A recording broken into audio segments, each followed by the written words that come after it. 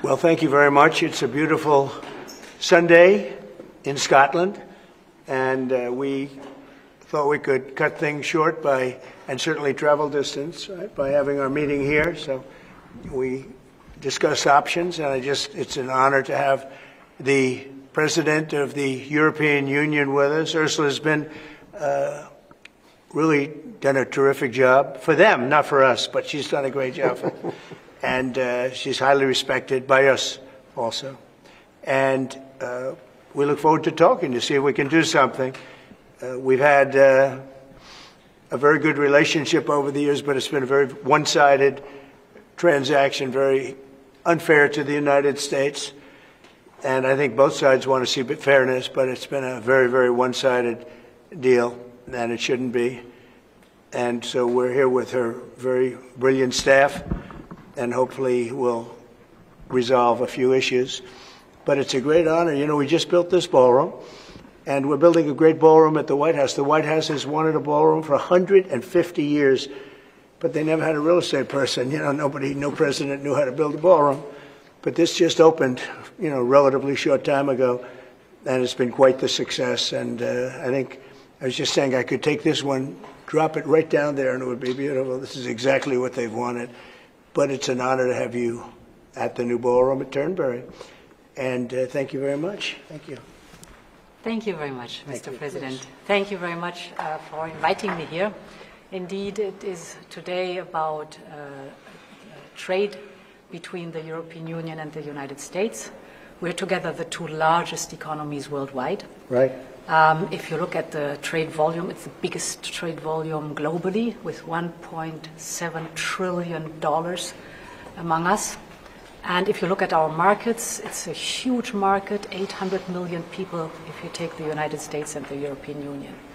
So I'm very much looking forward to the discussions we will have now.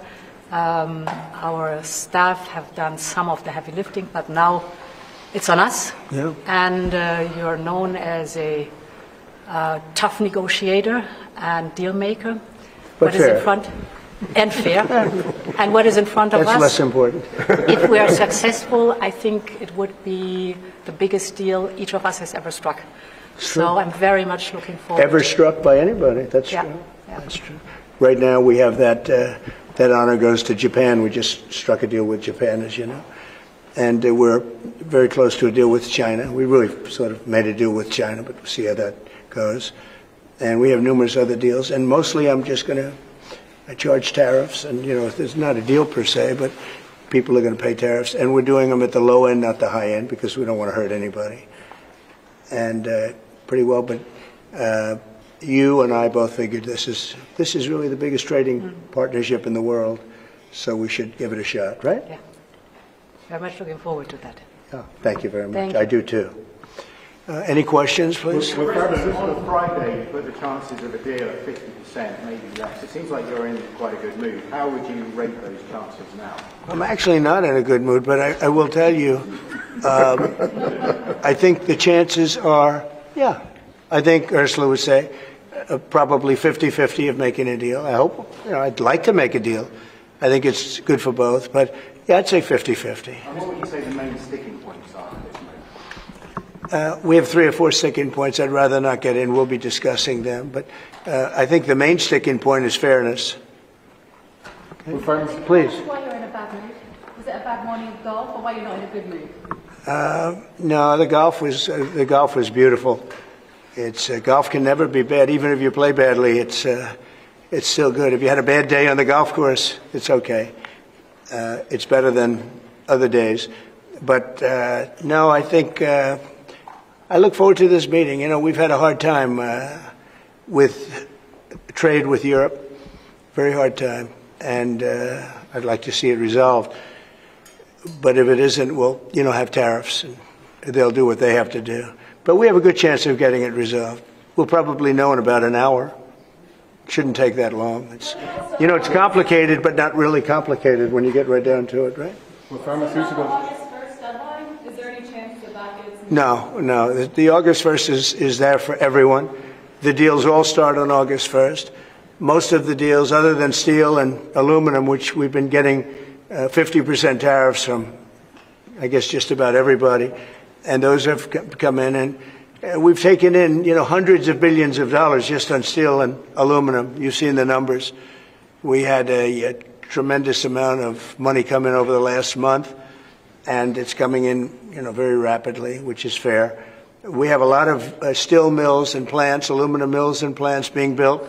We have a lot of AI being built, and we have a lot of auto plants being built or going to be built because they don't want to pay tariffs. So, if they don't want to pay tariffs, the best way to do it is just build your plant in the United States. Yes, please. Sir, what do you expect from the Europeans in terms of opening their markets to American products?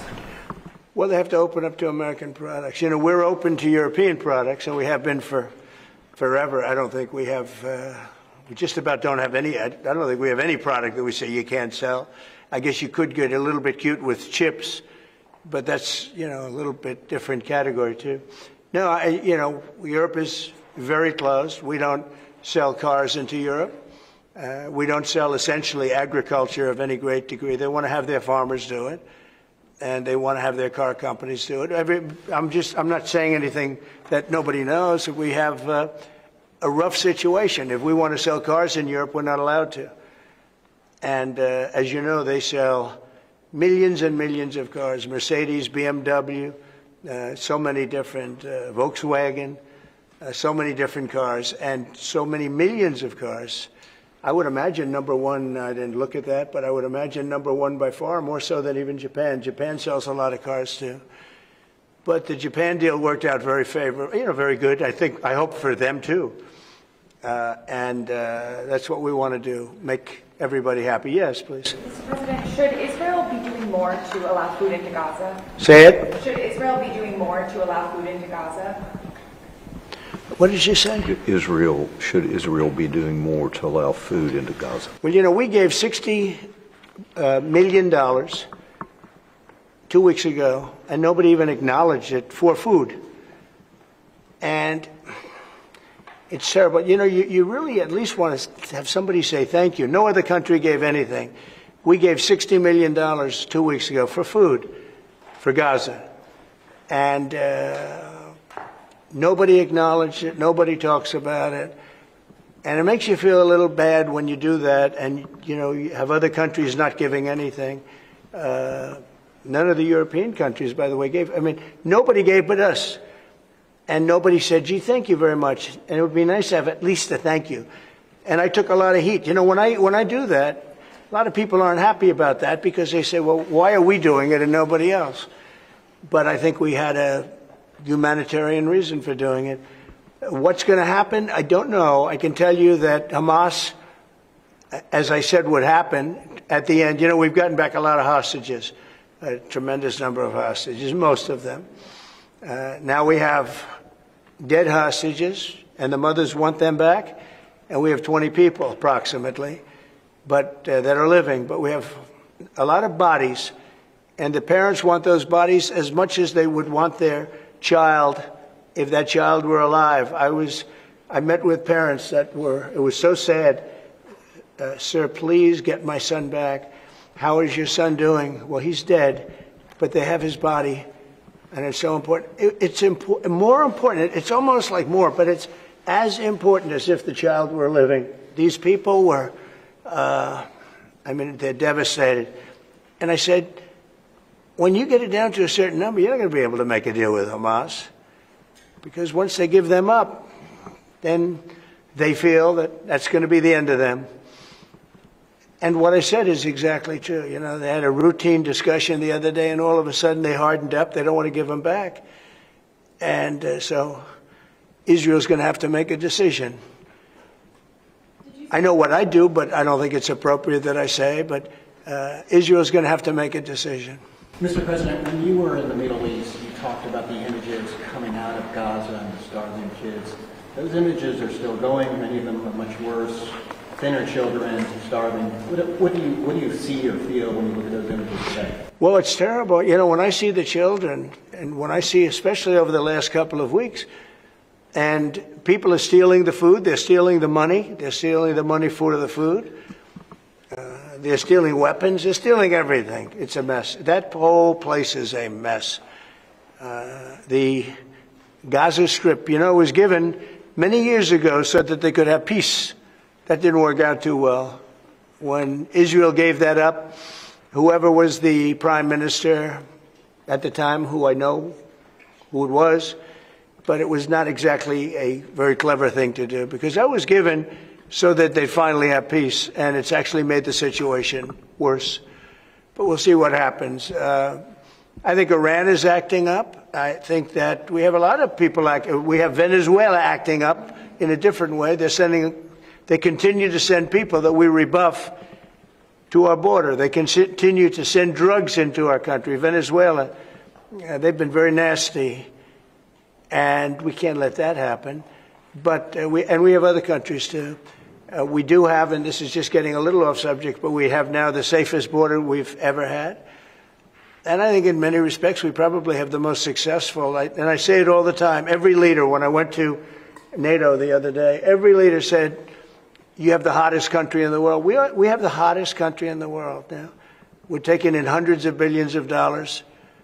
We have the highest stock market we've ever had. We have the best numbers we've ever had. But we have hundreds of billions of dollars pouring into our country. And I think it's the hottest. And by the way, 1 year ago, our country was dead. We had a dead country because of an incompetent president and incompetent Democrats. All they know how to do is talk and think about conspiracy theories and nonsense. If they'd waste their time talking about America being great again, it would be so much nicer, so much easier, be very successful.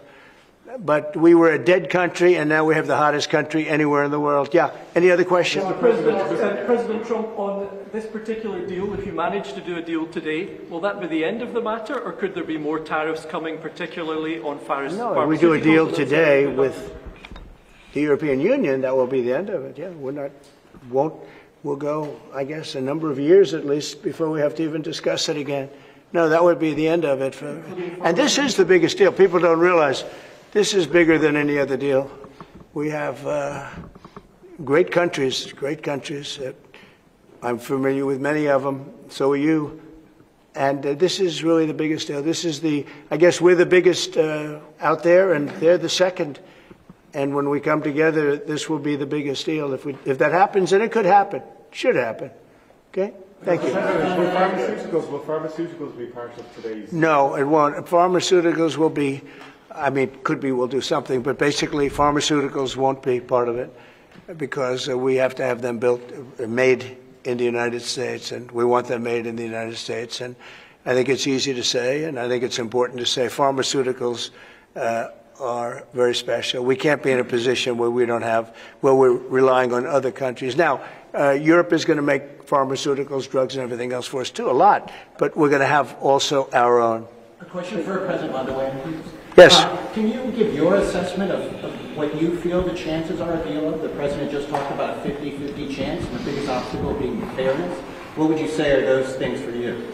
I think the President is right. We have a 50 to 50% chance to strike a deal. And indeed, it is about rebalancing. So you can call it fairness, you can call it rebalancing. We have a surplus, the United States has a deficit, and we have to rebalance it. We have an excellent trade relation. It's a huge volume of trade that we have together. So we will make it more sustainable. Mr. Trump, can you do better than 15% tariff rate with the EU? Better meaning lower? Yeah. No. Mr. President, to return to Gaza, you're going to meet the British Prime Minister tomorrow. He's going to ask you to consider again peace talks between Israel and Hamas.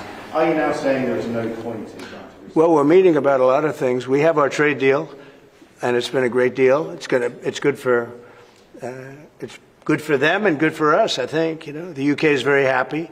They've been trying for 12 years to get it, and they got it, and it's a great trade deal for both. It works out very well. But we'll be discussing that. I think we're going to be discussing a lot about Israel. They're very much involved in terms of wanting something to happen. He's doing a very good job, by the way.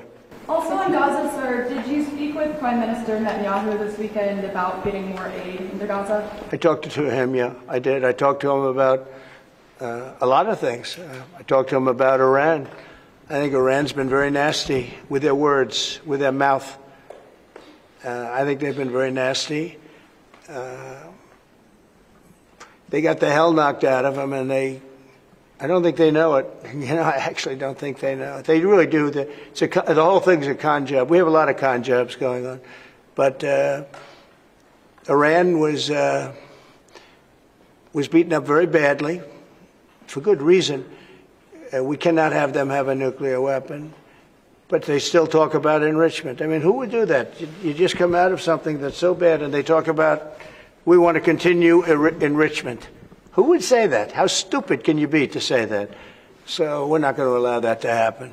We're not allowing that to happen. Did you talk about more aid into Gaza? Will I do more aid? Yeah. The U.S. is going to do more aid for Gaza, but we'd like to have other countries participate. We're going to mention that to the European Union today. That's an international problem. It's not a U.S. problem. It's an international problem. And we're giving a lot of money and a lot of food and a lot of everything. If we weren't there, I think people would have starved, frankly. They would have starved. And it's not like they're eating well. But a lot of that food is getting stolen by Hamas. They're stealing the food. They're stealing a lot of things. You ship it in and they steal it. Then they sell it. On Friday you said that Europe is being crushed by mass migration, and I wonder whether your friends on this side agree with you on that. Well, I'd let you respond to that if you'd like. So, we have been working intensively on the topic of irregular migration. And we have, from the very beginning, said that migration is a European challenge that needs a European answer. As Europeans, we will fulfill our international obligations, as we've done in the past, also in the future. But we, as Europeans, are the ones who decide who comes to the European Union and under what circumstances, and not the smugglers and traffickers. That's the principle in which we are working. I will say this, they did ask me when I got off the plane, immigration, Europe has a tremendous problem, and we do too, but we've sealed our borders. We have nobody coming in, and we have hundreds of thousands of people being taken out, and the bad ones first, and I think we're doing a very good job of that. But it literally registered 0 people last month. You probably saw that, nobody. And Europe has a very similar problem. I think they're going to end up in the same place. You might as well go there quicker. And the other thing I say to Europe, we will not allow a windmill to be built in the United States. They're killing us. They're killing the beauty of our scenery, our valleys, our beautiful plains. And I'm not talking about airplanes. I'm talking about beautiful plains, beautiful areas in the United States. And you look up, and you see windmills all over the place. It's a horrible thing. It's the most expensive form of energy. It's no good. They're made in China, almost all of them. When they start to rust and rot in 8 years, you can't really turn them off. You can't bury them. They won't let you bury the propellers, the props, because there's a certain type of fiber that doesn't go well with the land. That's what they say. The environmentalists say you can't bury them because the fiber doesn't go well with the land. In other words, if you bury it, it will harm our soil. The whole thing is a con job. It's very expensive. And in all fairness, Germany tried it, and wind doesn't work. You need subsidy for wind, and energy should not need subsidy. With energy, you make money. You don't lose money. But more important than that is it ruins the landscape. It kills the birds. They're noisy. You have a certain place in the Massachusetts area that over the last 20 years had 1 or 2 whales wash ashore, and over the last short period of time, they had 18, okay? Because it's driving them loco. It's driving them crazy. Now, windmills will not come. It's not going to happen in the United States, and it's very expensive, and I would love to see. Today I'm playing the best course, I think, in the world, Turnberry. Even though I own it, it's probably the best course in the world, right? And I look over the horizon and I see 9 windmills. It's like right at the end of the 18th. I said, isn't that a shame? What a shame. You have the same thing all over Europe in particular. You have windmills all over the place. Some of the countries prohibit it, but